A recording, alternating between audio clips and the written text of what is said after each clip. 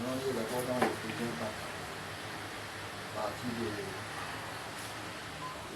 verset, on peut commencer par le verset 9. Or que signifie le monté, sinon qu'il est aussi descendu dans les régions inférieures de la terre. Celui qui est descendu, c'est le même qui est monté au-dessus de tous les cieux, afin de remplir toutes choses. Et il a donné les uns comme apôtres, les autres comme prophètes, les autres comme évangélistes, les autres comme docteurs, pasteurs et docteurs, pour le perfectionnement des saints, en vue de l'œuvre du ministère et de l'édification du corps de Christ, jusqu'à ce que nous soyons tous parvenus à l'unité de la foi et de la connaissance du Fils de Dieu, à l'état d'homme fait, à la mesure de la stature parfaite de Christ, afin que nous ne soyons plus des enfants flottants et emportés à tout vent de doctrine par la tromperie des hommes, par leur ruse, dans les moyens de séduction. Là, ça s'arrêtera, que Dieu ajoute des bénédictions et écrit sa parole. Mon petit sujet ce soir, j'ai l'intitulé le but en rapport avec la nouvelle naissance. Le but. Parce que ici, dans la vie, tel que nous sommes venus ici, là nous sommes venus en communion, et il y a un but. Chacun est venu, peut-être, certains voulaient voir spécialement Troy, et ils ont profité à venir assister à la communion à cause de Troy. Ils sont venus pour pouvoir partager les témoignages comme sont partagés là. D'autres peut-être, en venant ici là, espèrent ou bien croient à une prière ou bien à une situation peut-être va se décanter. Chacun a un but bien précis. Mais sauf que ici, je vais d'abord m'appesantir ici à partir du verset 12. J'ai une autre version de la Bible, parce qu'ici on a tous lu, mais il y a des choses que j'aimerais bien préciser, pour que ça soit un peu plus clair. C'est dans la Bible qu'on appelle la Bible du Semeur. Parce qu'ici c'est Louis II. La Bible Semeur, on dit ceci. Au verset 11. C'est lui qui a fait don de certains apôtres, d'autres comme prophètes, d'autres comme prédicateurs de l'évangile, et d'autres encore comparables à des bergers comme enseignants. Il a fait don de ces hommes pour que les membres du peuple saint soient rendus aptes à accomplir leur service en vue de la construction du corps de Christ. Il y a un truc ici qu'il faut retenir, c'est que Dieu a donné des personnes, que la Bible dit que ce sont des dons, pour que le peuple saint, donc le peuple de Dieu, les croyants que Dieu a appelés dans cet âge, ou bien dans les âges passés, ces dons-là puissent faire en sorte que ces personnes-là puissent parvenir à accomplir quelque chose dans le corps de Christ. Eux, ils ont un rôle, mais les croyants aussi qu'on appelle aussi, ont leur rôle à jouer dans le corps de Christ. C'est ce qu'on appelle être co-ouvrier, travaillant dans le même but. Voilà pourquoi j'ai intitulé le message de ce soir, le but en rapport avec la nouvelle naissance. Écoutez un peu ce que Frère Branham dit. Frère Branham dit ici, dans pourquoi le Saint-Esprit a-t-il été donné, de 1959, il dit ceci. C'est cela le but du Saint-Esprit. C'est le Père de nouveau, Dieu le Père qui habite en vous. Amen. Qui accomplit ses plans pour terminer son plan de rédemption. Amen. Il accomplit son plan pour terminer. Amen. Donc c'est qu'il a commencé quelque chose, mais comme il doit associer les gens, ce n'est pas quelqu'un qui est conservateur. Ce n'est pas quelqu'un qui aime faire les choses seulement seul, moi, c'est tout seulement pour lui. Lui aussi veut partager, aussi que les autres participent. Voilà. Il dit, qui œuvre à travers vous, qui fait de vous un co-ouvrier avec lui. Amen. qui vous donne une place. J'ai bien dit que ce n'est pas un conservateur. Il vous donne quand même la place. Donc, il dit ceci. On continue. Qui vous donne une place, qui vous donne une part pour votre frère, pour votre soeur déchue, perdue, qui vous donne son esprit et son amour pour aller à la recherche des perdus, comme il l'a fait dans le jardin d'Éden. Amen.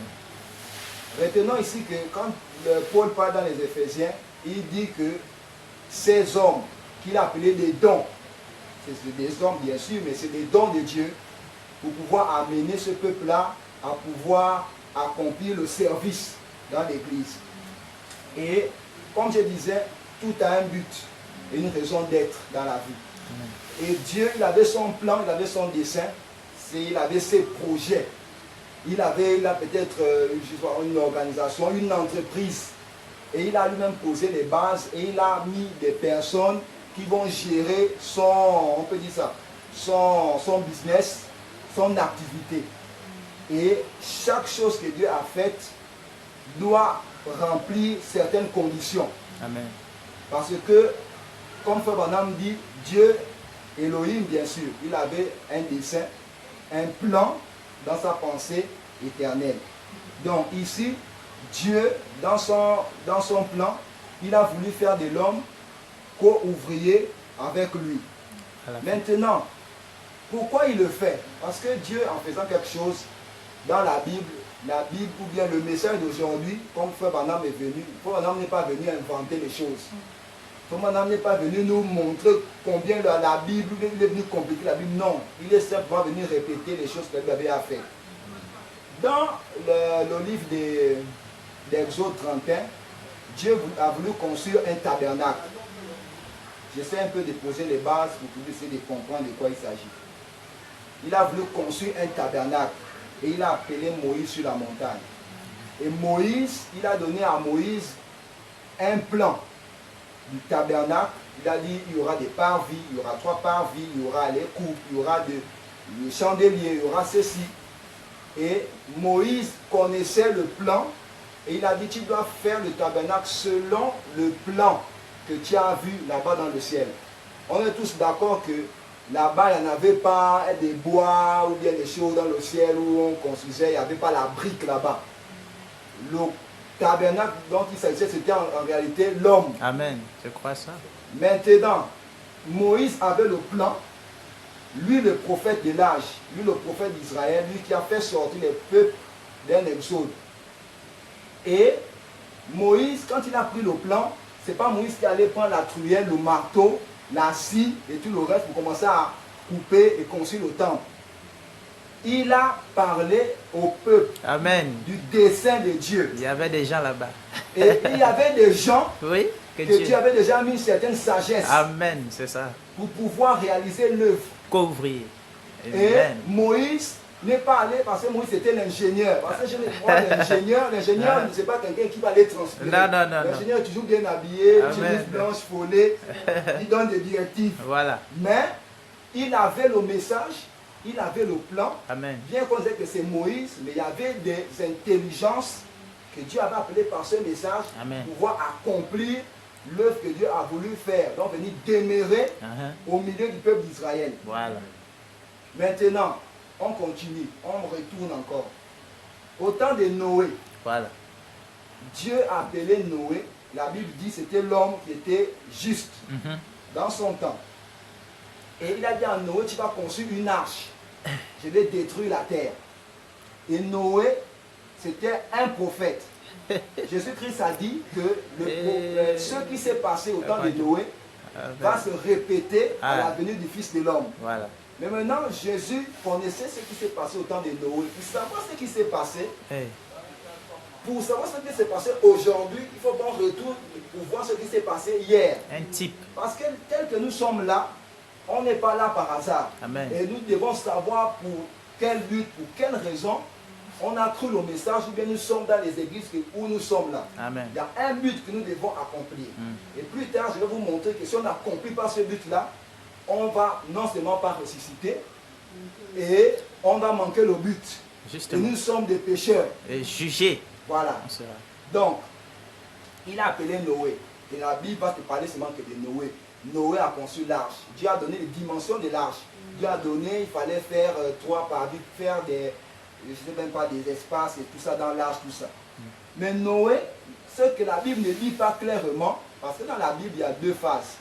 Il y a ce que la Bible dit clairement, ou bien ce que le message dit clairement, mais il y a une deuxième phase où il n'y a que les disciples qui comprennent.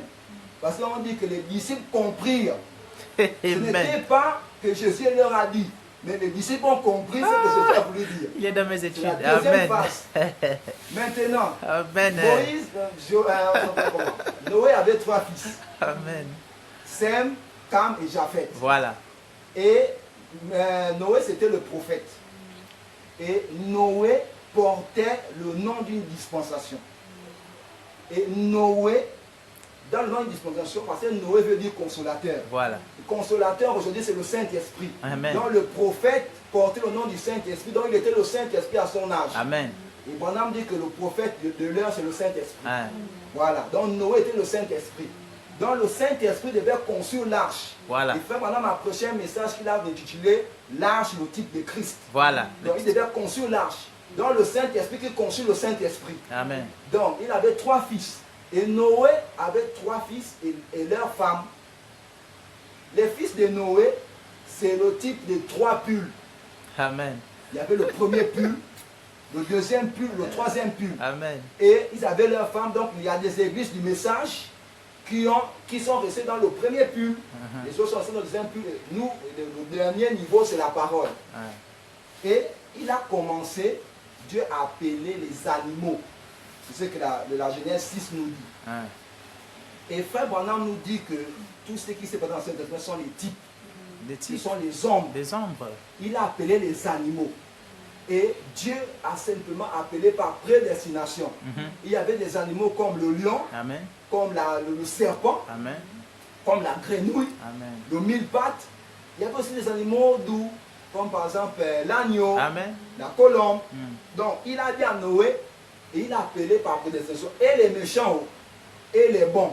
L'essentiel que vous rentrez dans l'arche. Voilà. Si vous voulez sauver votre vie, vous devez forcément entrer dans l'arche. Je ne vais pas savoir si tu es bon Ou ou que tu es mauvais. Amen.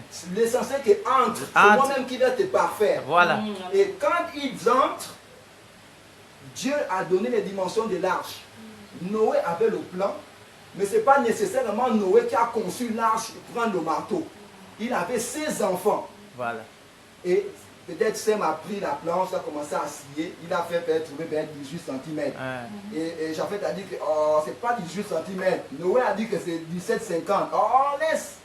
Et puis ils sont allés voir Noé. Et Noé, c'est à quel niveau là? C'est 18 ou 50? Non, non, non, c'est même pas 18, c'est 18, 25. Ah. Donc, eux, ils construisaient sur la surveillance de Noé. C'est pas que c'est Noé qui construisait l'arche. Amen. C'est que Noé était là, mais il donnait les directives. Donc s'il y avait un petit problème, ils avaient référence finale, Noé. Ils ont commencé à construire. Sem a commencé, Japheth a commencé, et l'autre a commencé. Maintenant, Dieu a dit a donné à Noé le type de bois qu'il devait utiliser, qui était le bois de gopher. Frère Branham dit que c'était un bois tendre, flexible et poreux. Donc ça pouvait facilement faire entrer de l'eau, absorber de l'eau. Et il construisait, et normalement, s'il devait avoir un déluge et que l'eau venait, normalement ça devait absorber l'eau et le bateau devait couler. Maintenant, Dieu a donné encore à Noé quelque chose. Il a dit, tu vas imbiber cela de poids. Frère Branham a dit, le poids là c'est quoi? Il a fait des recherches bien sûr. Il a dit le poids c'était quoi? C'était de la résine. On prenait un arbre, il n'a pas donné le nom de l'arbre. On a pris un arbre qu'on a coupé. On a martelé l'arbre là pour retirer la résine là. Donc retirer la substance là. Et on a tapé là, tellement martelé. Après on a coupé, on a pris la résine et puis on a chauffé ça. Frère Branham a dit que c'est le type de Christ. Il avait été coupé, il avait été martelé pour que son sang quitte, pour que les matériaux puissent être imbibés de ce sang-là. Mais le problème c'est que quand il sélectionne le matériel, je dis bien, je vais juste vous poser les bases. Quand il prend la planche, les planches aussi sont sélectionnées. Toutes les planches n'ont pas la même dimension. Amen. toutes les paires, il y a les courtes, il y a les longues planches et tout cela. Et ça avait été conçu par les enfants de Noé et Noé lui-même sous sa supervision. Maintenant, en ce temps-là, les gens étaient, leur pensée était tournée uniquement vers le mal. Les femmes étaient devenues de plus en plus belles. Les hommes adoraient presque les femmes. C'est ce qu'il faut en dire. Voilà. Il y avait les mariages un peu copains-copines. Et Frère Branham décrit le temps de Noé. Parce que pour avoir une telle construction, pour avoir ce modèle-là, il faut qu'on retrouve tous les éléments pour pouvoir retrouver si nous sommes dans le même temps que le temps de Noé, pour refaire les mêmes choses en notre temps. C'est ça le but. Et il a dit que c'était un âge scientifique, parce qu'il y avait l'âge de la parole parlée, après il y a eu la chute, et après ils sont maintenant retournés à la terre. Il y a l'élevage. Après ils ont augmenté, ils sont allés maintenant dans les métaux. Après ils ont découvert les machines à vapeur et consorts. Après ils sont arrivés à l'atomique. Donc c'était un temps où ils avaient domestiqué l'atomique. Vous placez les blocs de pierre sur les pyramides, les pyramides que nous ne pourrons pas reproduire. Donc ce sera un temps scientifique, comme au temps de Noé. Amen. Et il a dit la pluie est tombée comment? C'était une erreur de quelqu'un qui, c'était comme ils avaient des centrales hydrauliques. Il a fait une erreur. Il y a eu un bombardement, ça a bombardé la terre, l'axe de la terre a basculé. Le froid est rentré en contact avec le chaud, il y a eu condensation, puis refroidissement, et la pluie est tombée. C'est ce qui a causé la pluie. Donc l'erreur humaine, scientifique, il parle du chaud avec le froid là dans les 5 jonctions du temps, au paragraphe 51. Maintenant, nous sommes allés au temps de Noé parce que nous devons savoir ce que nous devons faire dans notre temps. Amen. Parce que on ne peut pas seulement nous étiqueter chrétiens, on part, on va, l'enlèvement est proche et tout cela, mais on doit être sûr, on doit savoir si réellement on est réellement rentré dans le projet de Dieu. Est-ce que nous avons pris notre place? Est-ce que nous sommes, il va nous trouver à notre poste? C'est ça. Est-ce que nous faisons le travail? Nous avons vu qu'il y avait Noé qui était le prophète, il y avait Moïse qui était le prophète, mais Moïse ne construisait pas seul. Il y avait des gens qui construisaient avec eux, avec lui. Maintenant, il dit ceci, dans le même Éphésiens là, maintenant au 13, au verset 13, il dit ceci.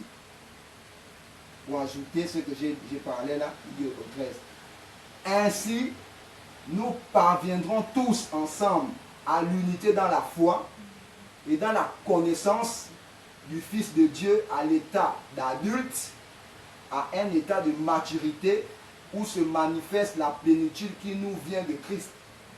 De cette manière, nous ne serons plus des petits enfants ballottés comme des bacs par des vagues et emportés ça et là par le vent de toutes sortes d'enseignements à la merci des hommes habiles à entraîner les autres dans l'erreur. Amen. Ça, je le crois. Donc, les Éphésiens 4, les pasteurs ou quoi que ce soit, Dieu les a placés d'abord là pour un but. Un but. Il a appelé son peuple. Et ces personnes-là, qui sont là, doivent chacun à une tâche bien précise de prendre ces gens-là, d'enseigner ces personnes-là, de telle sorte que ces personnes-là puissent occuper une position dans le corps, et ensuite, en toujours continuant à les enseigner, pour pouvoir qu'ils soient parfaits. Parce que quand ils arrivent, c'est des enfants. Amen. On n'est pas adulte, non, on doit grandir. On grandit, oui. Donc, on doit arriver à l'unité de la foi, la maturité, Amen. pour avoir la plénitude de Christ donc, dans le corps. Parce que il continue au verset 14, de manière de ne pas être ballotté. Parce qu'il y a des gens qui sont habiles. Donc, c'est pas que tu ne vas pas le voir. Quelqu'un qu'on dit habile, ce n'est pas quelqu'un que tu vas voir du coup. Il est très subtil pour traîner dans l'erreur. Bien. Donc, pour éviter ça, Paul dit qu'il faut être sérieusement enseigné au point que tu vas mûrir, grandir et devenir adulte. Amen. Maintenant, Frère Branham dit ceci. Il dit, dans la statue de l'homme parfait, qu'il a prêché en 1962, il dit ceci, au paragraphe 131. Premièrement, vous devez naître de nouveau. Amen. Ah, c'est le plan. Parce que c'est Dieu qui connaît le plan. Donc, premièrement, vous devez naître de nouveau. Et alors, quand vous naissez de nouveau, vous avez la foi, vous croyez la parole. Donc, premièrement, il faut naître de nouveau. Et quand tu nais de nouveau, tu as la foi, et là tu crois la parole. Sinon, il continue, il dit, tant que vous n'êtes pas né de nouveau, vous argumentez avec elle.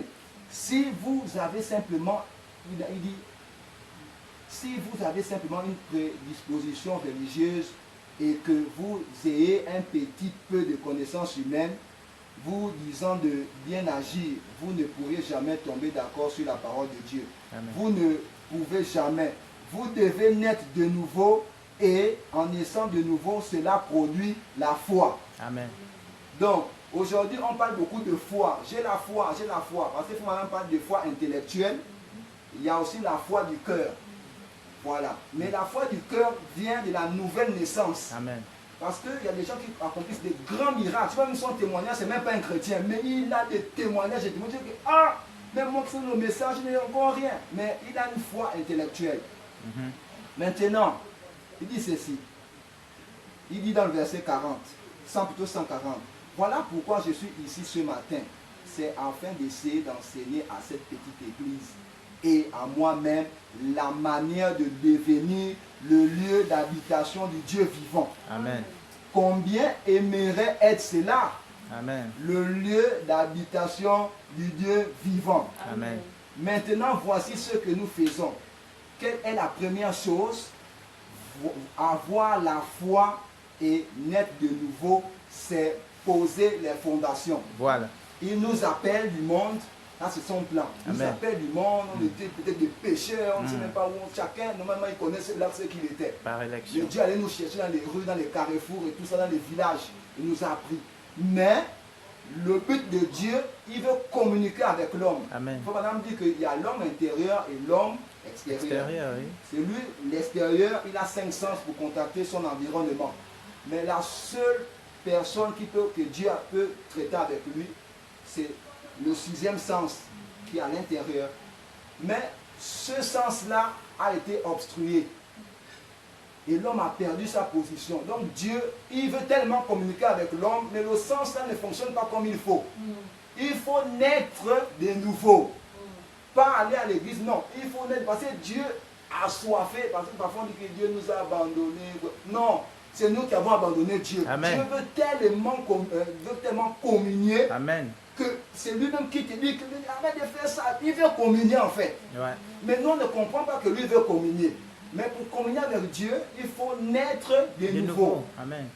Maintenant, il nous dit que la nouvelle naissance est la fondation. Et il nous a dit que nous devons, lui, il veut que nous soyons un lieu d'habitation de Dieu. Mais on ne peut pas faire une maison simplement avec la fondation. Bien que quand tu vas dire à quelqu'un, j'ai construit ma maison. Quand tu as commencé à les fondations, c'est à la maison.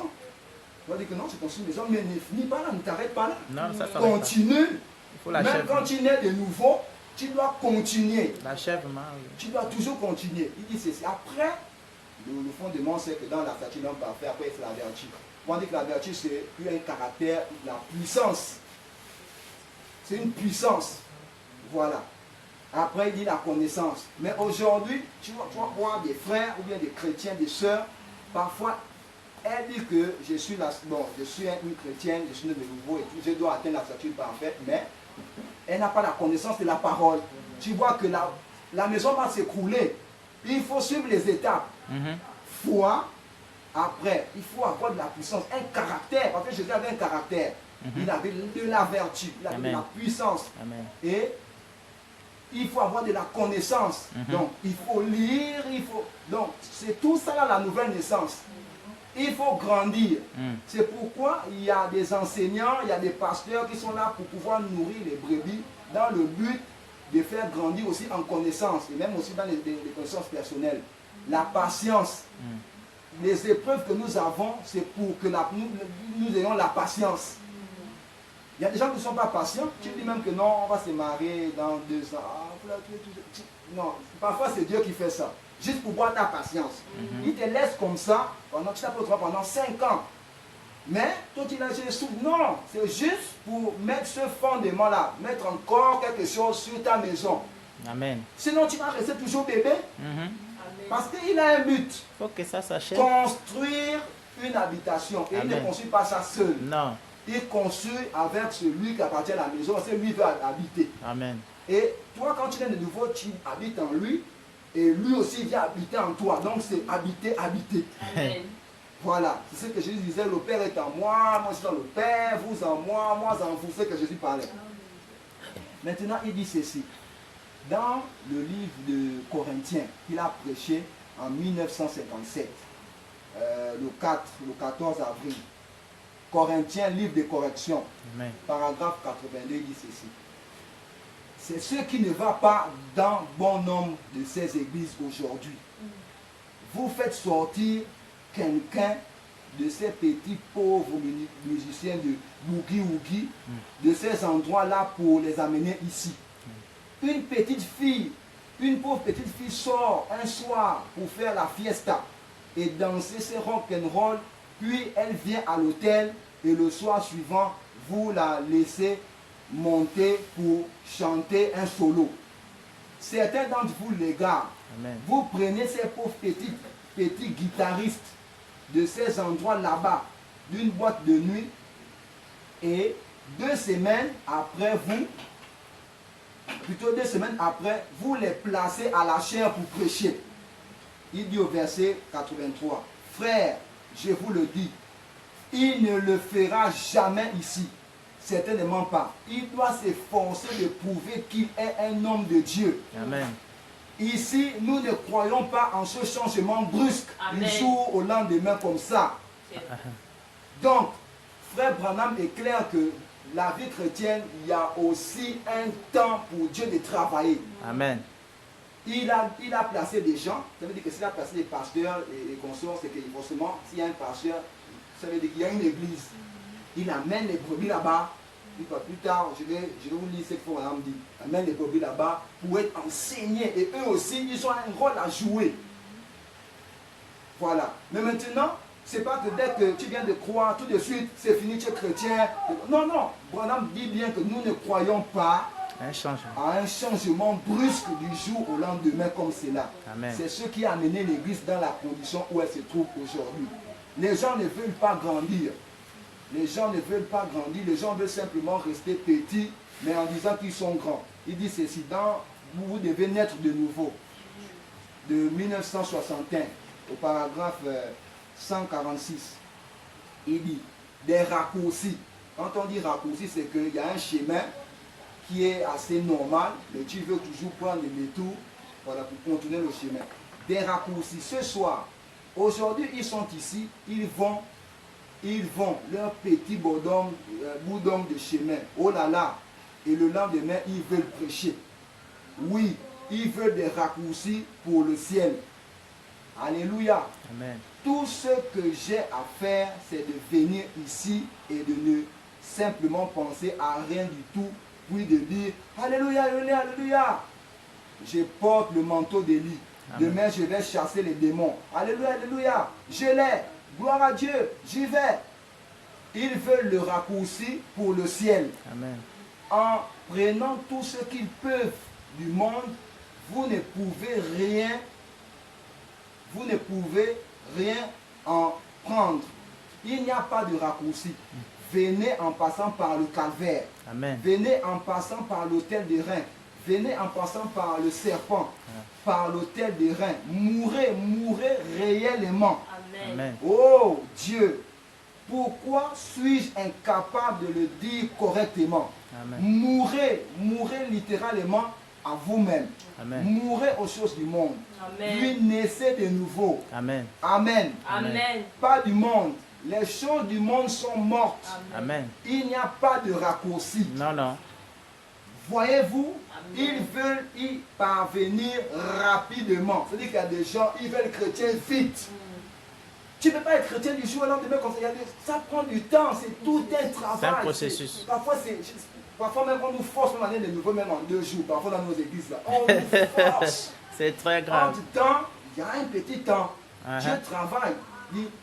Voyez-vous, ils veulent y parvenir rapidement. Ils ne veulent pas croître. Amen.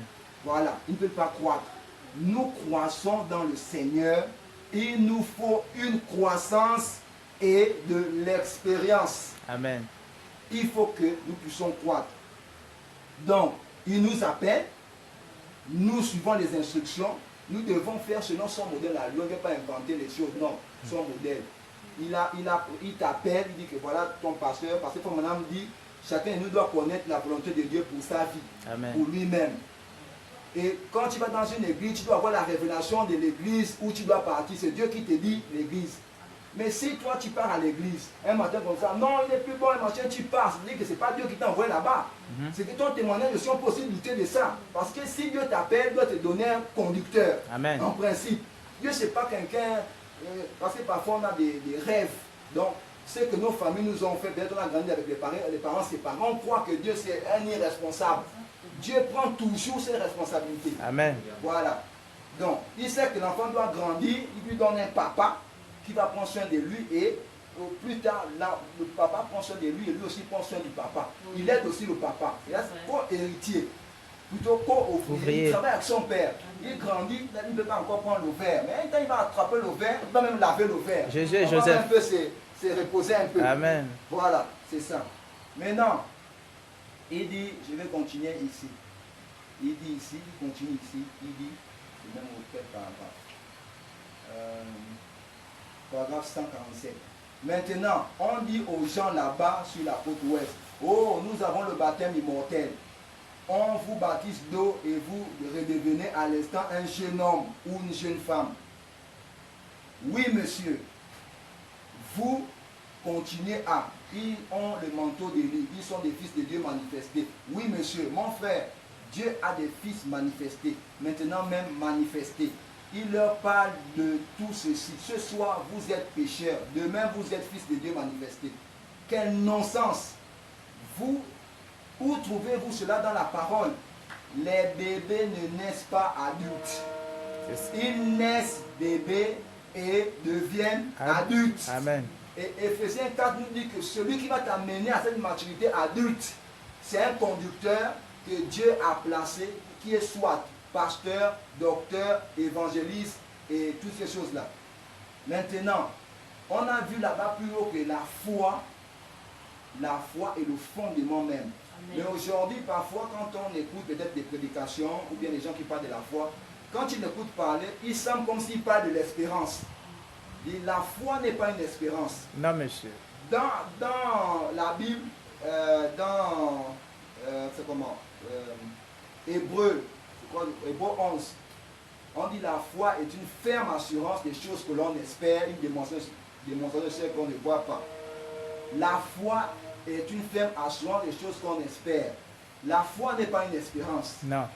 Ce qu'on espère là, ce sont les autres qui espèrent ça, mais toi tu crois ce qu'ils espèrent. Tu as déjà ça. Veut dire. Amen. Tu possèdes ce que eux ils espèrent. Moi j'irai à l'enlèvement, mais moi je suis déjà enlevé. Amen. Parce que la foi est descendue le 28 février 1963. Amen. Quand la nuit est descendue, la foi est descendue. Amen. Parce que Christ c'est la foi. Amen. C'est la colonne de feu du début qui est la foi. Amen. Quand il descend le 28 février, il est avec la foi. Mais il doit trouver une femme qui est digne pour entrer, pour produire les fils foi. Et l'enlèvement avait déjà été donné aux enfants de Dieu depuis là-bas. Amen. On n'attend pas la foi de l'enlèvement, mais la foi de l'enlèvement est en nous. Amen. Parce que quand Jésus-Christ dit ceci, Amen. que nous devons, la nature ne nous enseigne-t-elle pas, lorsqu'une chenille veut être papillon, la chenille n'attend pas sa métamorphose de loin. Elle se retire quelque part, elle se met là-bas. C'est un peu comme un confinement. Parce que le confinement, les gens ne comprennent pas ce que ça veut dire. Confinement en anglais veut dire confinement. Ça veut dire que c'est un moment où la femme a les douleurs, elle veut enfanter. C'est ce qu'on appelle confinement. Donc même quand on avait le confinement là, c'était un moyen pour l'épouse de se retirer un peu pour commencer déjà à réfléchir comment donner naissance. C'est ce qu'on appelle confinement, confinement. Donc quand la chenille se met là-bas pour devenir papillon, la puissance de transformation se trouve déjà En en elle. elle. Amen. Donc elle commence à durcir. Donc plus elle se transforme à l'intérieur, plus elle durcit Extérieurement. Amen. Ça veut dire qu'elle change de forme. Même une maman enceinte, elle devient un peu pas dire vilaine. Elle perd un peu de sa beauté, elle noircit un peu si elle est. C'est la transformation. Parce qu'il y a une vie en elle. Amen. Et quand il change, quand la dernière étape du changement, c'est l'avant-dernière étape de l'enlèvement, donc du changement, c'est devenir papillon. Après, le papillon part. Donc ça, c'est l'enlèvement. Donc la puissance de transformation se trouve dans la personne. Amen. Quand Dieu a dit, il a séparé les eaux, il y avait le sable et il y avait les semences qui se trouvaient dans les eaux. Quand la lumière, la colonne de feu qui était en train de se mouver au-dessus des eaux est venue, il y avait le sable. Mais le sable, il n'y a pas la vie dans le sable. Il y a seulement le sable, la vie dans les semences. Il n'y a que la semence qui a reconnu la lumière. Jésus, la colonne de feu n'a pas apporté la vie à la semence. La vie était déjà dans la semence. Amen. Il fallait juste le soleil de justice. Il fallait la colonne de feu, il fallait la foi du début pour amener cette semence-là qui était dans le grain à pouvoir grandir. Mais le sable, comme il n'en avait pas de semence, il est resté toujours sable. C'est pourquoi ici on dit la foi n'est pas une espérance. C'est quoi la foi? Plutôt, je vais d'abord vous lire une citation. Parce que la foi, l'espérance est l'ennemi de la foi. Ça paraît quand même étrange. Parce que moi, quand j'ai lu ça, je me dis qu'au vrai, je deviens fou. C'est la vérité. Écoutons ça qu'il faut madame va dire. Parce que les gens prêchent l'espérance. On va aller là-bas, on va faire ceci. C'est ça. Un monde imaginaire. imaginaire. Voilà. Les gens s'imaginent la foi. La foi n'est pas l'espérance. Non, monsieur. Je crois ça fermement. La foi vient de ce que l'on entend. Ce que l'on entend, la parole de Dieu. Ça, c'est la brochure. Paragraphe 26. Amen. Et ici, il envoie cette épître aux Romains pour mettre l'église en ordre. Et il leur parle de la foi. Au chapitre 4, l'épître des Romains, il parle d'Abraham qui était justifié par la foi. Et puis, dans Romains, chapitre 9, il parle de l'élection de Dieu pour comment Dieu a appelé Isaac. Ou, pardonnez-moi, il a appelé Ésaü. Après, il met virgule Jacob. Comment il les a ordonnés, ou plutôt il a dit par élection, il a choisi par son propre choix. Il a choisi Jacob plutôt qu'Ésaü. Malgré qu'Ésaü fut bien celui à qui appartenait le droit de naissance, il a donc choisi Jacob plutôt qu'Ésaü. Maintenant, voilà là où on vient.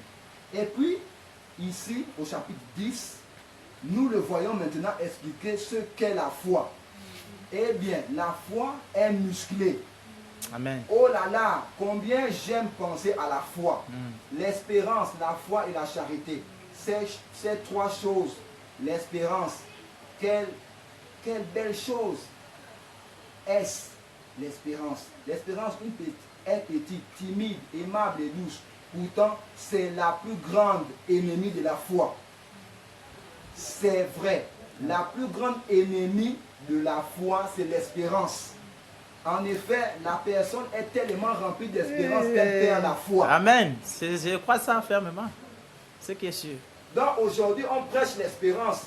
Non, vraiment, on va espérer, on ira. On ira. Non. On est. C'est ça la foi. Que la chose se matérialise. On est jusqu'à ce qu'on devient ça. Amen. C'est ça la foi. Il y a tellement beaucoup de trucs sur la foi que la foi, faut madame dire, la foi c'est une vision à longue portée. Parce que la foi c'est un peu comme le gros plan. C'est pas le gros plan. Parce que quand tu parles d'Abraham par exemple, on dit qu'il était un homme juste, il avait la foi. Quand tu parles là-bas, c'est le gros plan d'Abraham. Mais quand tu vas dans les détails, Abraham, il a même menti. Ce serait un homme, mon Dieu, il prend même le coca. Ça, c'est Abraham qu'on me parle. C'est la même chose que nous sommes aujourd'hui. On ne sait pas qui nous sommes en réalité. Oui. Parce qu'on voit les difficultés. Abraham avait les mêmes difficultés, même Job. On dit qu'il était juste. Mais quand tu vas lire, sa justice était sur le fait que lui, il offrait les offrandes de consort, il connaissait l'expiation et consort. C'est ça sa justice, il croyait à ça. C'est pas que tu étais vraiment parfait. Non. C'était un homme de la même nature. Voilà. On dit ceci. Maintenant, comme on parle de la nouvelle naissance, on dit que la foi, c'est ça le fondement. Amen. La foi, on nous avait promis que Malachie 4, devait rétablir la foi. Mais gardez à l'esprit que Malachie 4, ce n'est pas Malachie 4, frère Branham accomplit une partie de Malachie 4. Dans Malachie 4, il y a aussi le Messie dedans. Ça, c'est le quoi. Parce que Amen. Malachie 4, madame dit dans les 7 âges de l'église, Amen, amen, chapitre amen. 9, la Odyssée. Beaucoup n'ont pas vu Donc, ça. il fait deux choses. Malachie 4 fait deux choses. Voilà. Il ramène le cœur des enfants au Père. Amen. Donc, c'est-à-dire qu'il ramène le même évangile que Paul a prêché. Voilà. D'abord, donc il ramène les fondements. Les fondements. Mais la maison, ce n'est pas le fondement. Non. Parce que le fondement, donc la pierre angulaire, la pierre faîtière, est faite de la même matière que la maison elle-même. Il met juste les fondements, il ramène, mais quand celui qui amène la foi, donc il dit, première chose, il ramène le cœur des enfants au Père, mais cette foi-là ne pouvait pas ressusciter Paul. Parce que la foi, tout est possible à celui qui croit. Amen. Tout est possible. Si moi je veux que le verre là se devienne en vin, il y aura le vin là. Je veux que la maison là devienne en étage, tout est possible, il n'y a pas de limite. Il n'y a pas de limite. Et la foi était le Fils de l'homme. Jésus-Christ était la foi. Il a dit, je donne ma vie et je reprends ma vie. Amen. Jésus-Christ pouvait ressusciter les morts. Jésus-Christ pouvait donner la vie éternelle. La foi. La foi. Amen. Mais maintenant, cette foi-là que Paul prêchait, la foi ne pouvait pas amener la résurrection. Tu ne devais ressusciter depuis là-bas. Amen. Il y avait une foi qui devait venir dans les derniers jours. C'est le Messie qui apporte ça. La foi. Donc, frère Branham a compris une partie de Malachie 4. Amen. Et le Messie a compris la deuxième partie de Malachie 4, mais dans le même corps. Amen. Et frère Branham dit ceci, les mêmes promesses, Luc 17 30, Malachie 4, Zacharie. Tout ça, c'est les mêmes promesses. C'est un peu comme on joue la guitare. C'est une seule corde que tu vois en plusieurs cordes. Luc 17 30, c'est Dieu dans la chair humaine. Dieu dans la chair humaine. Mais la seule promesse qu'il nous dit, Luc 17 30, c'est Apocalypse 10. Amen. Quand il descend, c'est Luc 17 30. Amen. Et la deuxième partie de Frère Branham dit que la deuxième chose, il amène la foi de l'enlèvement. C'est toujours Luc 17 30 dans Apocalypse 10. Parce que quand il descend, ce sont les 7 tonnerres. Voilà. C'est la foi de l'enlèvement. Mais les 7 tonnerres, c'est Jésus-Christ lui-même. Lui-même. C'est pourquoi, pour révéler les sceaux, Alléluia. Il donne le rouleau. Il fait les sceaux. Alléluia. Il commence. Il dit premier saut. Deuxième saut. Troisième. Quand on fait le dernier saut est en haut. Donc pour qu'il ouvre le reste, il faut d'abord que lui-même toujours. Christ. Alléluia. Il ouvre le septième saut de lui-même avant de révéler les autres. C'est lui-même qui révèle. Voilà. Donc c'est lui-même qui révèle les sauts. Amen. Donc Frère Branham quitte simplement la scène. Ils ont le même corps. Branham et le Seigneur Jésus-Christ sont des cousins en ces derniers jours. Alléluia. C'est pourquoi quand Branham a donné naissance, Branham a poussé son premier cri. Amen. Mais quelques minutes plus tard, la colonne de feu aussi est descendue. On partage ici. Alléluia. On partage le corps. C'est notre berceau. Voilà, c'est pourquoi on ne te souille pas. Amen. Parce que quand toi tu vas faire pour toi, moi je viendrai après. Amen. C'est pourquoi à la rivière Ohio, quand il était baptisé, la 17e. La 17e personne qui était Édouard Corvé. Amen. Voilà. Il est descendu, il a parlé comme Jean-Baptiste. Amen. Mais lui, quand il vient aussi, il est aussi le Messie. Oui. Le Messie, quand Jean-Baptiste baptisait, le Messie était sur la scène. Sur la scène. Quand lui descend, comme il n'a pas commencé son ministère, finis d'abord pour toi. Et comme je suis descendu au berceau, je descends encore parce que quand tu baptisais, moi aussi j'étais déjà sur la scène. Amen. Maintenant, en 1933 jusqu'en 1963, ça fait 30 ans. Amen. Le Messie commence son ministère à 30 ans. À 30 ans. Ce qui fait qu'en 63, Branham dit en 62 que nous ne serons pas dans cet âge. C'est pourquoi il devait diminuer et Jésus qui devait croître. Donc ils avaient le même corps. Voilà. Donc c'était ça la foi. Donc tu ne peux pas avoir mais dire que la foi c'est quelque chose de demain. Non, la foi c'est maintenant. Là. Sauf que la foi est en train de grandir. Voilà. Les gens ne sont pas encore prêts. La foi est là. Amen. Tu ne vas pas croire les 7 tonnerres, tu n'as pas la foi. Non, non. Toi-même tu es un tonnerre. Amen. Parce que même Madame dit que Christ est le mystère de Dieu révélé. J'avais lu ça. Il dit que même l'olive là, c'est nous là l'olive. Amen. Lui-même aussi il est l'olive, nous aussi nous sommes l'olive. Amen. Mais comment on va encore chercher la foi loin? La foi est là. J'ai lu ça aussi. On arrive, nous-mêmes on n'a pas conscience. Voilà pourquoi j'ai bien dit qu'il faut connaître le plan. Amen. Il faut savoir où on est en train de partir. Maintenant il dit dans Jean 3. Seigneur Jésus. pour avoir cette foi. Que Dieu nous Jean, aide. Jean 3, c'est l'histoire de Nicodème. Eh. Oh non, voilà, tu es un cri, nous savons que tu es un docteur venu de Dieu. Amen. Et Jésus lui dit, Jésus a dit que tu ne peux pas comprendre, tu ne peux pas voir le royaume si tu n'es né de nouveau. Tu ne peux pas voir le royaume si tu ne baptisé d'eau voilà. et d'esprit. Voilà. Mais le truc c'est quoi? Nicodème, pourquoi Jésus l'expliquait ça? Jésus a dit à Nicodème que un homme, celui qui est né d'Adam, est chair et du royaume de Satan. Donc, nous tels que nous sommes là, de notre famille, nous sommes nés d'Adam. Et nous sommes chair. Tu peux tout faire. Nous sommes sous la puissance de Satan. Amen. À cause de notre naissance, parce que ce n'est pas selon la voie de Dieu que nous sommes nés, dans le péché, par le sexe. Tu peux tout faire, t'enfermer dans la chambre, faire tout ce que tu veux, tu vas toujours pécher. Ouais. Parce que tout ton être même est pécheur. Ta naissance. Tout est, Voilà. tout est péché. Amen.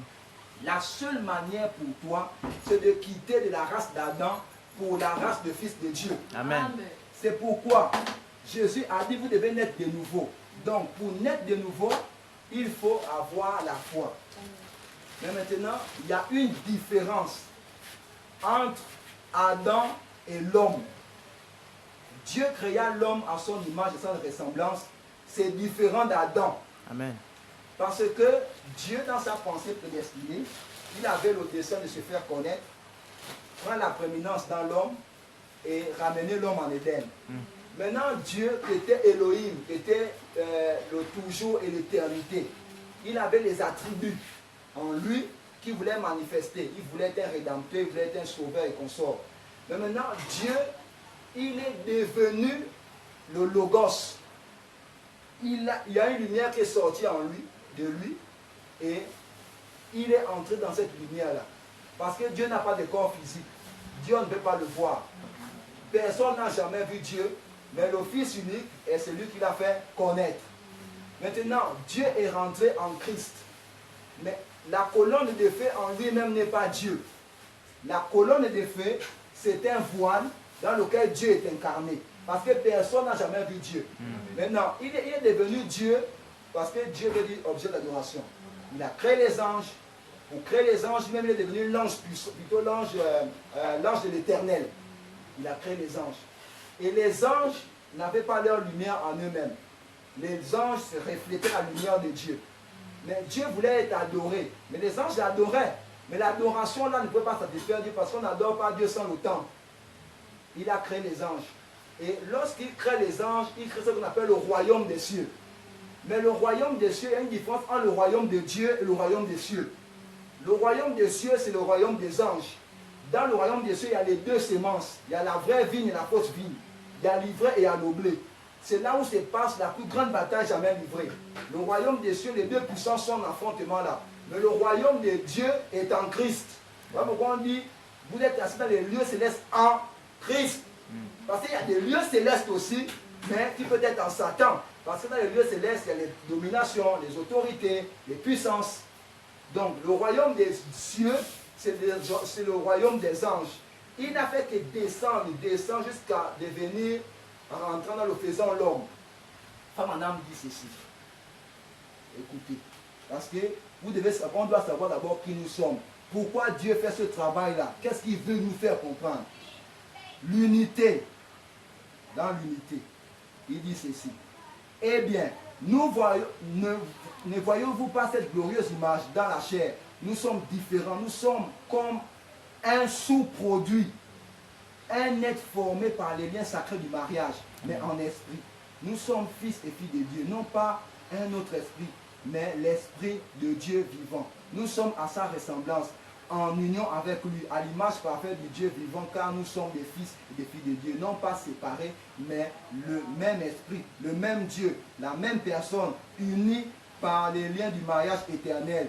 Voyez-vous comment Dieu a planifié ce que nous devons être, non pas quelqu'un de différent, mais lui, non pas un autre être issu d'une autre tribu, mais vraie union, une vraie descendance toute puissante par une union sainte. Eh bien, le corps vient de la mère et du père, mais l'esprit vient de Dieu. Voilà là où je voulais venir. Dieu s'est divisant comme Adam a été divisé. Il dit ceci, la colonne de feu, quand il a dit faisons l'homme à notre image, c'est pas qu'il a dit que l'homme soit. Non. La colonne de feu s'est divisée. Comme, je retourne d'abord à Elohim. Elohim qui était le père de Elohim est sorti la colonne de feu. Donc, la colonne de feu est un sous-produit d'Elohim. Et Elohim s'incarne dans la colonne de feu. Et il crée les anges. Mais quand il veut faire l'homme à son image, ce n'est pas qu'il crée l'homme par la parole. Il se sépara. C'est-à-dire qu'il s'est divisé. Donc l'homme est sorti de lui. Donc l'homme est une partie de la colonne de feu. Donc l'homme qu'il a créé, donc créé par multiplication, parce que c'est toujours Dieu lui-même. L'homme est moitié Elohim, moitié colonne de feu. Donc il est les deux là. Donc l'homme n'est que Dieu lui-même. Donc le sous-produit de la colonne de feu, c'est ce qu'il explique là. Il dit Dieu s'est divisant comme Adam a été divisé. Et cet homme a été mis dans Adam. Donc il a formé la poussière, parce que Adam veut dire issu de la poussière, qu'on sortirait de la poussière. C'est Adam. Je voulais dire que l'homme et Adam c'est différent. Il a formé Adam de la poussière, il a mis l'homme à l'intérieur. Maintenant il a encore sorti de l'homme la femme. Donc la colonne de feu est un sous-produit d'Elohim. Ils étaient mariés. Après, l'homme était marié à Christ. Il y a un sous-produit. Et le sous-produit appelé l'homme. La femme aussi est sortie. Elle est sous-produit de l'homme. Donc c'est des sous-produits en sous-produits. Voilà. Amen. Mais maintenant, pourquoi on dit que Adam c'est l'homme? Adam n'est pas l'homme. Le serpent ancien, comme madame dit que c'était un être un peu géant, costaud, vraiment intelligent, plutôt intelligent, il était rusé. On dit Lucifer, plutôt Satan, le serpent ancien. Le Satan ancien n'est pas Satan. Non. Satan s'est incarné dans le serpent ancien et le serpent ancien a porté le nom de Satan. Ouais. Donc, si le serpent ancien porte le nom de Satan, quand l'homme s'incarne dans Adam, il porte le nom d'Adam. C'est ça le principe. Donc, Adam et l'homme, c'est différent. Donc, nous, quand on dit que nous sommes nés d'Adam, donc nous sommes nés charnels, je veux dire que c'est charnellement. Maintenant, il doit ramener l'esprit colonne de feu là en nous par la nouvelle naissance. Amen. Voilà, parce qu'il s'est divisé. Et il le dit, il dit ceci, dans la foi de Marie, il dit ceci. Bientôt je vais finir. Il dit ceci.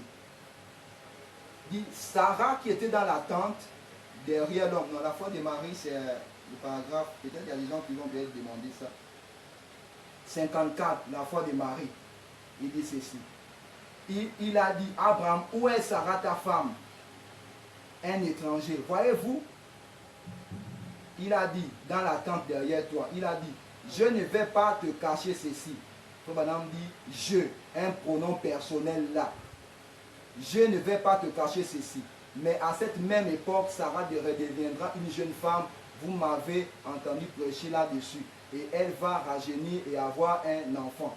Et Sarah qui était dans la tente derrière l'homme et qui ne l'avait jamais vu, a ri en elle-même dans la tente. Et l'ange qui avait le dos tourné a dit, pourquoi Sarah a-t-elle ri? Abraham l'a appelé Elohim. Maintenant, madame dit ceci. Pas l'homme qui était assis là mangeant du steak et buvant le lait, mangeant le pain de maïs. Oui. C'est plutôt l'esprit qui était en lui. Eh bien, de quoi était-ce le signe? Que l'esprit de Dieu habiterait de nouveau dans la chair des gens et manifestera le même signe avant la fin, le temps de la fin. Ce qui arrivera du temps de Sodome arrivera pareillement à la venue du Fils de l'homme. Ici, Frère Branham dit ceci.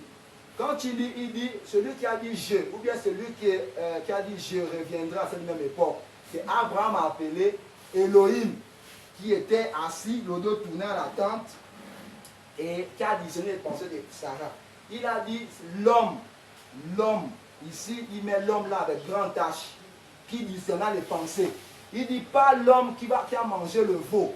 Donc c'est deux personnes qui sont dans le même corps. Il y a l'homme charnel qui mange le veau, et il y a Elohim qui disait les pensées, qui dit je reviendrai. C'est ça Luc 17:30. C'est ça Apocalypse 10. C'est ça Malachie 4. Amen. Les deux sont là Branham est charnel, humain, il mange. Elohim ne peut pas manger. Personne n'a jamais vu Elohim en réalité. Mais c'est lui qui discerne. Donc, lui, il fait aussi, il fait la différence entre deux hommes. Il y a un homme qui est Elohim et il y a un homme qui est l'homme naturel. Mais le problème, c'est que, comme je te dis, le principe, c'est que quand lui s'incarne, il prend le nom de celui qui s'est incarné. Satan s'est incarné au serpent, on l'appelait le serpent ancien. L'homme créé à l'image de Dieu et s'est incarné, a été rentré dans Adam, il a pris le nom d'Adam. Et Elohim aujourd'hui devait s'incarner, et l'homme là sur lequel il s'est incarné, normalement c'est l'éternel. Parce que Frère Branham a dit le temps et l'éternité dans un mariage. Mais le temps est sorti de l'éternité. Si le temps vient de l'éternité, c'est que c'est que l'éternité. L'éternel et le temps dans un mariage. C'est pourquoi on a dit, Jésus a dit, la même chose que vous avez vue là-bas à Sodome va se répéter dans les derniers jours. Dieu sera de nouveau, ce sera un homme, mais ce sera votre créateur, Dieu. Pas Branham, hein, je parle de Dieu. Il aura juste besoin du tabernacle. Amen. Parce qu'il faut bien dissocier, parce que les gens adorent ça à cause de ça. Voilà. Ce sera Dieu, mais dans un corps qui mange, qui boit, je ne sais pas, le coca, qui mange. Mais c'est ça, Dieu lui-même. Et c'est ça la foi. Amen. La foi de Marie. Il dit ça dans la foi de Marie. Donc, Dieu, son but, c'est de pouvoir communier avec l'homme. Amen. Mais pour ça, il faut que l'homme commence à avoir un être de nouveau. Amen. Que l'homme croisse. Parce qu'il ne peut pas donner de grandes choses à quelqu'un qui est encore bébé. Plus tu crois, plus tu grandis, quand tu as la maturité, il va t'utiliser comme il a utilisé Frère Branham à maturité. Branham est arrivé à maturité avant nous tous. On ne peut pas faire les mêmes choses que Branham a fait si on est encore des enfants. C'est pas possible. Donc Dieu regarde comme ça, celle-là va comprendre, ah, elle a encore trois enfants. Mais pourquoi Dieu utilise la soeur là? Mais non, la soeur là, quand même, déjà un peu de maturité. Toi, tu es toujours resté bébé. Tu ne Tu veux veux que même Dieu pas. t'utilise comment? Oh non, moi Dieu l'a trop béni, moi aussi tu l'as. Non, mais elle, quand même, la bénédiction qu'il lui donne là, elle travaille. Elle travaille. Toi, tu es seulement là, tu veux seulement le lait, tu donnes le lait, ça te fatigue. Tu as même les dents, avec te donner le lait. Tu es même fatigué. À quand le koumou, à quand les cotis? Tu vois? C'est un peu ça. Maintenant, voilà, maintenant, Frère Branham parle du but. C'est là où je voulais maintenant en venir. C'est là où on va bien réfléchir. C'est là où chacun va quand même savoir est-ce que. Amen. Il dit ceci. Il dit dans le souvenir, c'est dans ce souvenir du Seigneur de 1962.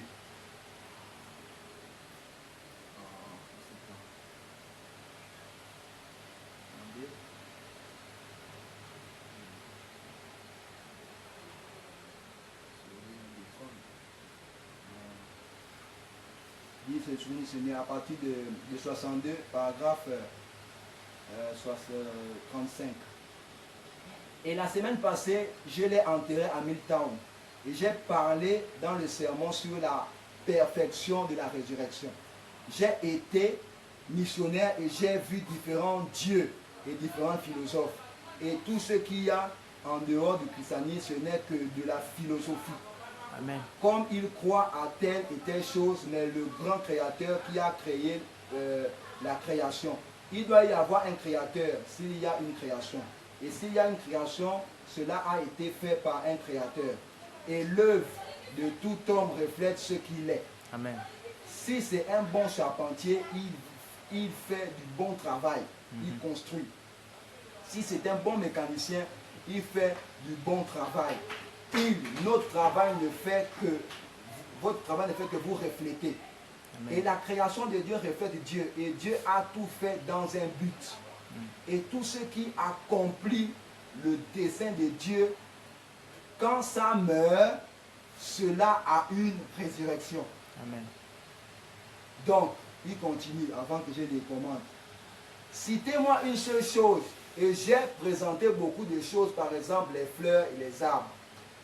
Et si un homme a accompli le dessein de Dieu, il y a une résurrection tout aussi sûre que 2 fois 2 font 4. Amen. C'est-à-dire quoi? Lorsque nous sommes ici sur la terre, là on dit que non, on va aller à l'enlèvement. Il faut qu'on parte déjà. Mais quand tu pars, tu es d'abord venu faire quoi ici? C'est La ça. question qu'on doit se poser. Tu vas venir seulement juste venu comme ça et puis dire bon, on Tu veux y retourne. partir. Non. Tu es venu faire quoi? C'est ça. Tu es venu chercher quoi ici? Tu es venu seulement quoi? Aller au travail, aller à l'école. Quel est je le sais but? pas. Tu es venu faire quoi? Parce que tout ce qui n'accomplit pas le but de Dieu ne peut pas ressusciter. C'est pas possible. C'est ce qu'il faut en âme. L'arbre a les fruits. Dieu a dit que tu vas produire les fruits. Et tes fruits vont servir de nourriture pour donner aux gens des nutriments. Ils vont manger pour quand même être en bonne santé. L'arbre produit l'arbre, les mangues produisent. Vous voyez ce là il ne mange jamais ses fruits. Ça tombe. Vous venez seulement ramasser. Oh, si nous roulons sur un écaillou, le pauvre il a mal. Il a accompli son but. Je suis un arbre. Tu dois nourrir. Produit les fruits. Et l'arbre produit les fruits. Et ça, parfois, il y a certains trucs que vous laissez au sol. Et ça se décompose, ça redevient encore nutriment, ça nourrit l'arbre lui-même. Même la terre. La terre. Et la terre joue, donc, la terre joue un rôle pour l'arbre, l'arbre joue un rôle pour la terre. Voilà, amen, c'est ça. Bon, maintenant, toi, tu joues quel rôle? C'est ça. Dieu Parce travaille qu'à un pour toi. moment donné, c'est ce que Job s'est posé comme question, mais l'homme, qu'est-ce que l'homme devient? L'arbre, on coupe, ça repousse. Eh, Mais l'homme, il fait comment? C'est ce qui embrouillait Job. Il voulait comprendre. Maintenant, l'homme, c'est un pécheur. Il vit, tu vois, l'homme, il a même beaucoup d'argent, il peut faire stocker ça là-bas. Il y a quelqu'un qui est pauvre, il ne peut même pas sortir, même une liasse pour lui donner. Un tel homme peut ressusciter? Non. Tu n'as pas fait ce pourquoi tu es venu, tu ne vas pas ressusciter. La résurrection, c'est pour ceux qui sont venus accomplir le dessein de Dieu. Amen. Et quand ils ont fini de faire le dessein, comme ils ont accompli le dessein de Dieu, Dieu a oublié de les ressusciter. Et dans la Bible, il y a un livre de la Bible qu'on appelle le livre de Deutéronome. Deutéronome veut dire deux lois. La loi de la vie et la loi de la mort. amen. En Dieu, il y avait les deux lois, il y a la loi là.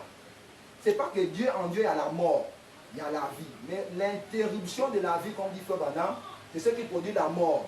Si tu ne fais pas le but pour lequel tu es venu ici, là, automatiquement, tu commences à mourir. Quand on vient à l'église, si jusqu'à ce jour, on n'arrive pas à faire ce pourquoi Dieu a voulu que nous puissions être, que nous puissions faire, ou bien pour le but pour lequel nous a appelés à venir à l'église, ce qu'on doit devenir, automatiquement on commence à mourir. Je vous assure que les églises vont mal parce que les gens sont en train de mourir, parce qu'ils ne savent pas ce qu'ils font là-bas. Ouais. Ils accusent le pasteur pour C'est rien. la vérité. Chacun n'a pas accompli le but pour lequel il est venu à l'église. Les gens sont souvent venus, il a cru un peu, il vient se s'asseoir, il regarde à la soeur, on va se marier. Dès qu'il a pris la soeur, parfois même la soeur n'est même pas encore de lui, il prend la pauvre soeur de l'église, il l'amène. Ouais. Rétrograde. Tu vois, il prend, c'est quoi? Non, n'est d'abord de nouveau mon frère, ne sois pas pressé. Tu vois, fais d'abord le but pour lequel Dieu t'a envoyé. La mort dans l'église, ce n'est ni le pasteur ni le diacre. Chacun meurt parce qu'il n'accomplit pas le but pour lequel Dieu l'a appelé. Amen. C'est la vérité. Chacun meurt, c'est ce qui crée donc le meurt. Donc, un mort, deux morts, trois morts, quatre morts, cinq morts. Beaucoup de morts dans le camp. Beaucoup de morts, après on dit non, à l'église, il n'y a pas d'amour. Tu veux que l'amour là sorte d'où? C'est toi-même d'abord. Toi-même d'abord, sois l'amour pour les autres. Voilà. C'est ça. Pourquoi on accuse qu'il n'y a pas d'amour? Vous voulez que l'amour là sorte de qui? Vraiment, du C'est pasteur. comme quelqu'un dans une maison, il a l'argent, il est là comme ça là. Il veut que c'est William seulement qui vous prépare. Voilà. Ah, dans la maison là, on ne prépare même pas. Tu es dans la maison, qu'est-ce qui t'empêche de préparer? Vraiment. Oh non, on ne prépare même pas, les gens sont là, ils meurent de faim. Oh, Tous les jours que la même la nourriture. même nourriture, mais il y a la nourriture, va Va préparer. préparer. Tu meurs parce que tu refuses d'aller préparer. Ouais. C'est ça la loi de la vie. Alors, Dieu a dit dans Deutéronome que je prends le ciel à témoin et la terre consort. Amen. Il a dit que si. Il a dit. Ça va me revenir. Il dit voilà, je mets la vie et la mort devant toi, mais choisis la vie. Il te donne le choix. Mais quand tu lis ça littéralement, tu vas dire oh, j'ai choisi la vie. Il y a un principe. Pour vivre, il faut mourir d'abord. C'est ça la loi de Deutéronome. Les gens veulent vivre sans mourir. Le grain de blé, quand il va en terre, pour pouvoir produire le blé, il faut quoi? Il faut mourir, non? En te disant de choisir la vie là, Dieu veut te dire par là que meurt. Pour passer là, meurs d'abord. Voilà. Tu ne peux pas rester comme ça. Il y a trop de vivants dans l'église. Il y a trop, tout le monde veut être vivant. Personne ne veut mourir. Et quand tu veux, tout le monde veut mourir, automatiquement la mort s'installe. Amen. Personne n'a accompli le but. On meurt tous. Amen. Et on va aller faire quoi? On va pas nous ressusciter. Donc quand les autres vont ressusciter, à être enlevés. C'était dans le message. Tu es venu faire quoi? Ouais. Tu vois, donc la mort est dans le pot. Pourquoi? Ce n'est pas le pasteur. Beaucoup de gens qui les églises, les évangéliques ont failli, machin. Toi, quand ils ont failli là, tu as fait quoi? C'est ça. Point Tu d'interrogation. as fait quoi? On t'a quand même beaucoup enseigné, tu as beaucoup mangé. Oui. Tu as fait quoi du peu de bouffe? Parce que celui qu'on a donné peu aussi, on a donné à l'autre un talent. Il a quand même pris son talent, il allait faire multiplier. Le petit talent qu'on t'a donné, tu as fait quoi de ça? Ils ont failli. Ils disent non, c'est là, Tu n'es pas plus là-bas. Non. On ne peut pas s'en sortir comme ça. Parce que les gens ne connaissent pas les lois de Dieu. Ils veulent vivre. Ils veulent vivre. Jésus a dit que celui qui voulait sauver sa vie va la perdre. Celui qui Celui perdra. qui perd sa vie. Donc il meurt. La mort. C'est là où il va retrouver la vie. Amen. Le soleil, il ne fait qu'éclairer les gens. Quand tu as vu le soleil, c'est vidé. Il fait ce que Dieu lui a demandé de faire. Tu vois les arbres, ils sont là, même là, tu brûles même l'herbe là. Si l'herbe là protège bien le truc, tu vois pas que l'herbe va repousser. Parce que ça protège la terre. Parce que l'herbe protège la terre. Bien sûr, bien sûr. L'érosion. Il meurt pour la terre. Voilà, il meurt pour la terre. Donc chacun meurt pour chacun. Personne ne vit pour lui-même. Non. Mais l'homme seulement vit pour lui-même. Il n'y a que l'homme qui vit Il n'y a pour que lui-même. l'homme, oui. Amen. Donc, à l'église, quand tu viens t'asseoir là, quand tu dis, l'église, non, c'est d'abord toi le problème, ce n'est pas les autres. Amen. Ce n'est pas les autres. Personne. Il dit ceci, ce jour-là au calvaire, et on dit, on a la vie éternelle. On va voir qu'il y a la vie éternelle. Ce jour au calvaire, prêché en 1962, paragraphe 85, non, 1960, paragraphe 85.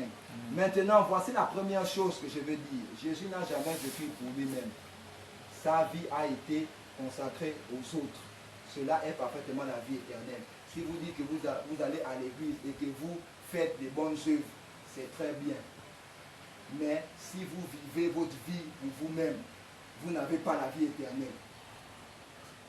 Donc chacun sait s'il vit sa vie pour lui-même. La vie éternelle, c'est vivre pour les autres. Amen. Cela a été prouvé quand il est venu comme un agneau de Dieu. Il vivait et avait la vie éternelle parce qu'il ne vivait pas pour lui-même. Voilà. On va au verset 70. Paragraphe. Quelqu'un a dit, comment pouvez-vous supporter les gens qui vous insultent? Vous ne vivez pas pour vous-même. Vous vivez pour les autres. Pour racheter cet homme. Tu ne vis pas pour toi-même pour racheter l'homme. Racheter veut dire ramener. Et tu ne peux pas racheter quelqu'un sans être son rédempteur. Parce que le but de Dieu, quand il est rédempteur, il fait de toi aussi un rédempteur. Amen. Parce que parfois les gens ont peur. Quand on dit même que tu es Dieu, il a même peur qu'on appelle Dieu. Non, tu es Dieu. Exactement. Parce qu'on dit que Dieu est venu adorer et être adoré. En fait, l'homme s'adore lui-même parce qu'il est Dieu. Amen. Parce que le message, hein, parfois tu peux penser seulement avec ton intelligence de l'école, tu ne sauras pas. Il faut que Dieu te fasse grâce. Amen. L'homme s'adore lui-même en réalité. La parole qu'on te dit de lire là, c'est toi-même qui es la parole là. Amen. Exactement. Dieu dit, non, la Bible aussi, ça me passe, je suis trop fatigué, j'ai trop faim, je vais dormir. Mais c'est toi-même la parole. Tu te négliges toi-même. Et tu ne le sais pas. Tu ne le sais même pas. Quand tu pars prier au Seigneur, le Seigneur que tu pries est où? Il est en toi. Il est encore en toi. Et Dieu adore aussi lui-même. C'est pourquoi on Le ferme les premier yeux. adorateur, c'est Dieu lui-même. Amen. Il n'y a rien que l'homme peut faire sans que Dieu n'ait fait ça. Amen. S'il a dit, tu honores ton père et ta mère, c'est que lui-même, il devait avoir un papa un jour. Joseph était là, alors je vais quand même venir honorer. Parce que Dieu sa lui a part. demandé d'honorer. C'est sa parole. Donc tout ce que l'homme fait, Dieu l'a fait ça avant toi. Amen. Si tu souffres là, celui qui a trop souffert, Il a été tenté en c'est tout. lui-même. Voilà. Donc Dieu, donc il dit que si tu as le pouvoir d'aller racheter ton frère, quand ils sont là, Jésus-Christ est le parent rédempteur. C'est Jésus-Christ. Mais quand il s'incarne dans William Branham, Branham devient rédempteur pour notre génération. Amen. Et puis, ça tire. Après, ça prend les secteurs de Dieu comme les Éphésiens 4. Il devient rédempteur pour leur peuple.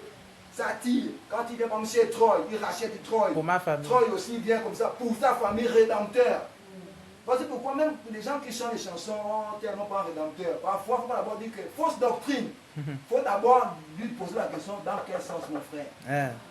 C'est ça qu'on Commence fait. pas d'abord à dire que non, comment il peut dire que par exemple c'est son rédempteur? Non, attends d'abord, frère, d'abord. Frère, essaie un peu de m'expliquer dans quel sens. Il peut t'expliquer dans le bon sens de la parole. Parce qu'on sait tous que le rédempteur c'est Jésus-Christ. Amen. Lui, il fait la rédemption. S'il dit que j'ai ramené ma soeur, il a fait la rédemption de la soeur. Amen. Et tu dois faire la rédemption de la soeur sans être un rédempteur. C'est pas possible. Les gens ont trop peur. Ils croient que non, tout c'est l'idolâtrie. Ils ont même peur de leur message. Tout c'est les idolâtres. Tout le monde, dès que tu dis non, tu es idolâtre. Oh, mon frère, finalement, on va croire quoi? Par contre, le message là, ce qui nous rend la différence entre les dénominations et nous, c'est parce qu'on croit en l'homme. C'est ça la différence. C'est ça la différence. Maintenant, on va finir par ici. Qu'est-ce qui nous empêche de devenir ça? Alors, le travail là, ça c'est l'un des éléments. Je vais lire ce programme. Oh non. C'est chaud à ce moment. Ah, que Dieu nous aide. Que Dieu nous aide. Oh. Que Dieu nous aide. Ici.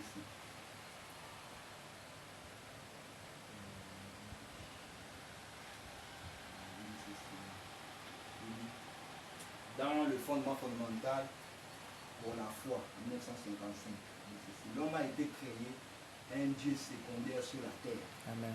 Il lui a donné le pouvoir de contrôler tous les éléments de la terre. Amen. C'était Adam. Il avait été donné à Adam tous ces grands pouvoirs. Mais alors le pouvoir qui lui avait été alors le pouvoir qui lui a été donné pour faire son choix, c'est par cela qu'il est tombé. Alors Adam pouvait parler au vent et le vent s'arrêtait et tout le reste. Maintenant il continue ici, il dit, eh bien, à travers la chute, il a perdu ce pouvoir. Alors il est devenu inconscient à cette réalité. C'est comme un homme qui n'est pas né de nouveau. Il n'a pas conscience de ce qu'il est. Amen. Parce que la seule manière pour communiquer avec Dieu, il faut naître de nouveau. Et là, Dieu peut maintenant, tu as la capacité de comprendre ce que Dieu te demande. Amen. Voilà. Il est devenu inconscient de cette réalité. Après avoir perdu sa relation, son amitié, sa communion avec le Père. Amen. Alors, il a perdu cela. Et tous ces grands canaux se sont obstrués et il ne pouvait plus établir le contact. Or ce qu'Adam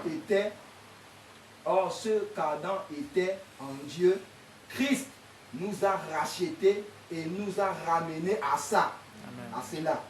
Or, un rédempteur, racheter quelque chose, c'est le ramener à ce que cela était à son origine.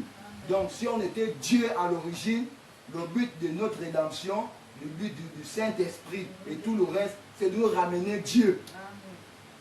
On n'est rien d'autre que Dieu, c'est nous-mêmes qui nous mentons. Nous sommes des dieux. Nous sommes des dieux. Voilà, juste là, c'est mon ignorant là. Amen. On s'embrouille avec le monde. On a tellement vécu dans le monde qu'on croit que nous sommes des mondains. Maintenant, le problème est que depuis qu'il a restauré l'homme et l'a ramené à cette place, l'homme par la chute avait perdu la conscience de ce pourquoi Dieu l'avait placé ici sur la terre. Amen. De ce qu'il devait faire. En d'autres termes, toute la tuyauterie pour ainsi dire notre cerveau et les tissus et les issues de la foi ont été obstruées par les affaires professionnelles. Amen. La vie au foyer, le ménage. Tout est devenu obstrué avec cela que Dieu ne peut opérer dans l'homme au travers de ces canaux comme il avait prévu. Et il dit ceci encore. Qu'est-ce qui nous empêche? Il prie au verset 55.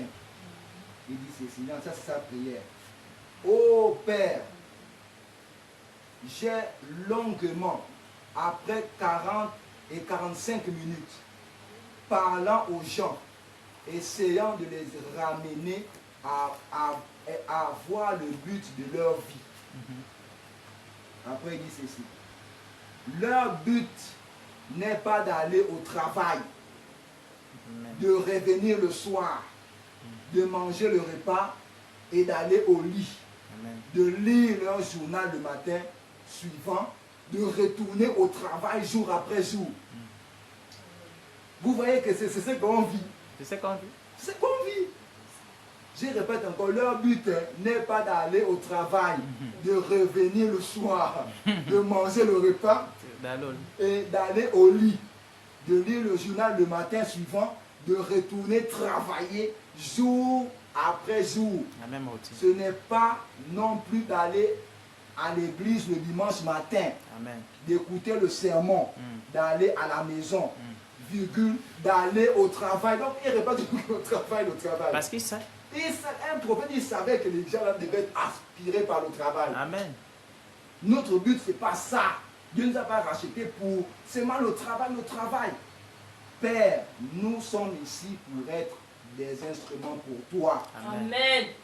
Tu as racheté et ramené à leur juste condition. Amen. L'homme, dans son bon sens, croit Dieu pour toutes choses. Amen. Je pense qu'on va s'arrêter là. Je pense que mon message, est passé. Amen. C'est que le but de la vie ici, c'est de pouvoir devenir Dieu. Amen. C'est pouvoir reprendre sa position. Et on ne peut pas reprendre sa position si on veut faire en notre tête. On veut accomplir une œuvre dont nous avons nous-mêmes nos propres plans.